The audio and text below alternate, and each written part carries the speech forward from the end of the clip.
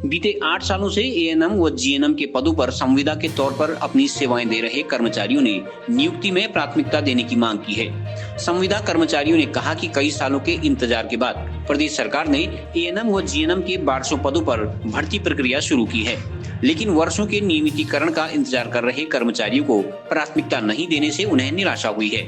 यहाँ बता दें कि राष्ट्रीय स्वास्थ्य मिशन के तहत बीते कई सालों से सैकड़ों कर्मचारी संविदा के तौर पर एएनएम व जीएनएम के पदों पर कार्य कर रहे हैं। इधर पूर्व विधायक ललित फरसवाण ने संविदा कर्मचारियों के नियमितीकरण का समर्थन करते हुए सरकार से नए सिरे से विज्ञप्ति जारी करने की मांग की है।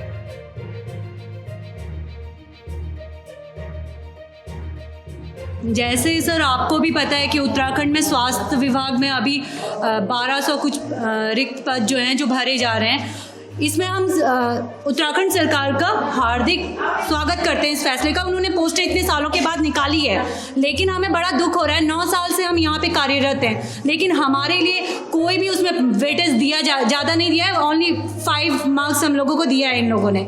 जिससे अब ये बताइए, हमें UBTR अब जो एग्ज़ाम ग्रुप C के थ्रू हमारा एग्ज़ाम लिया जा रहा है। आप बताइए, एक महिला अपनी जो ज़िंदगी में अपने गृहस्थी जीवन भी उसको देखना है, अपना परिवार भी देखना है, वो ड्यूटी भी करेगी, वो तैयारी करेगी या अपना बच्चों को देखे। नए बच्चे तो उनका इजीली सिलेक्शन हो जाएगा, वो तैयारी कर रहे हैं। तो मेरा सरकार से अनुरोध है, जो इतने साल से हम लोग काम कर रहे हैं, तो कुछ तो हमें प्राथमिकता दी जाए। हम बोलते हैं हमारे जो पद खाली हैं उसमें हमें समायोजित कर दो।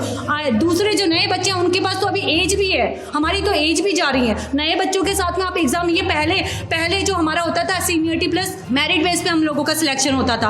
हम 9 साल से हम यहाँ पे काम कर रहे हैं। हमारी सैलरी 14,000 से शुरू हुई थी, अभी हम लोग 20 पे भी नहीं पहुंचे। 14,000 इससे हम प्राइवेट में कहीं कर रहे होते, मैक्स जैसी जगह में हम छोड़ करके आए। यहाँ हमारी सैलरी इतने 9 साल में हमारी 40,000 के अराउंड हम लोग पहुंच गए होते। तो हम तो ये एक आस लगा के बैठे थे उत्तराखंड सरकार से कि वो जो हम संविदा पे इतने साल से कार्यरत हैं, वो हमें कुछ उपहार, एक बहनों को हमें खुशी देगी कि वो परमानेंट का हमें देगी, कुछ तोहफा देगी जो इतने साल से कर रहे हैं। कोविड जैसी महामारी में हम दौड़ करके 24 घंटे हम ड्यूटी लगा करके कर रहे हैं। हफ्ते हम एक ऑफ नहीं ले रहे। कल मेरा संडे ऑफ था, लेकिन आज शॉर्टेज था तो दौड़ लगा करके आए। लेकिन जब ये देख रहे हैं अब हम तैयारी करें या हम ड्यूटी करें, ये बताइए। इससे मेरे को हम बिल्कुल भी खुश नहीं है। मैं माननीय मुख्यमंत्री त्रिवेंद्र सिंह रावत जी से अनुरोध करती हूँ कि जो भी हम संविदा पे कार्यरत स्टाफ नर्सेज हैं, उन बहनों के लिए आप कुछ ना कुछ एक सॉल्यूशन निकालिए, जिससे हम इतने साल से जो महिलाएं जो काम कर रही हैं उनके लिए कुछ एक खुशी जो मिल पाए।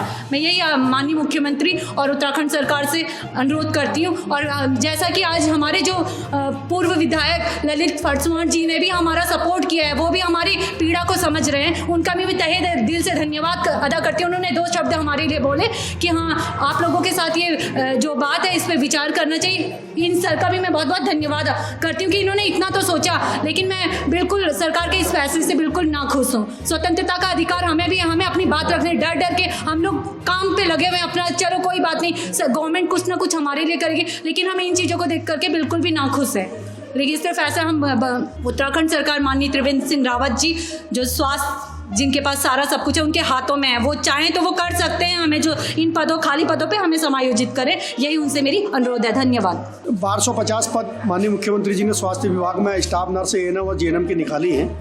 और इस संबंध में जिलाधिकारी महोदय को भी हमने पूर्व में एक ज्ञापन दिया था कि जो पिछले कई सालों से जिला अस्पतालों में स्कूल हेल्थ प्रोग्राम के तहत कार्य कर रहे हैं, NRHM के तहत कार्य कर रहे हैं, NHM के तहत अस्पतालों में काम कर रहे हैं, जो पदों के सापेक्ष से पहले से ही वहाँ पर कार्यरत हैं, उनको भी समायोजित करते हुए उनको स्थायी करने में मुख्य भूमिका निभाई। क्योंकि पिछले 10-12 सालों से वो स्टाफ नर्स महिला के तौर पर या पुरुष के तौर पर वहाँ पर कार्यरत हैं, तो उनको भी शीर्ष प्राथमिकता उसमें देनी चाहिए जो नहीं दी गई है। मात्र वेटेज के तौर पर 0.5% अंक देकर इतिश्री करने से ही हम उनको समायोजित नहीं कर सकते। क्योंकि पूर्ववर्ती में एक नियम था कि भाई वर्षवार उनको सीनियरिटी के आधार पर नियुक्ति प्रदान करी जाती थी, और उसी आधार पर आज पता लग रहा है कि भाई एक आज ही BSc या ANM एएनएम जीएनएम करके अगर सीधे प्रायोरिटी पर सीधे पहले ही साल उसकी नियुक्ति हो जाएगी।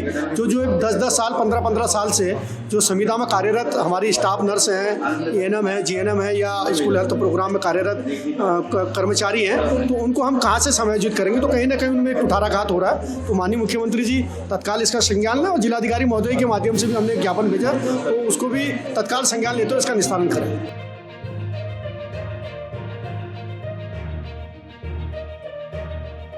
CCN न्यूज के लिए सुरेश पांडे की रिपोर्ट।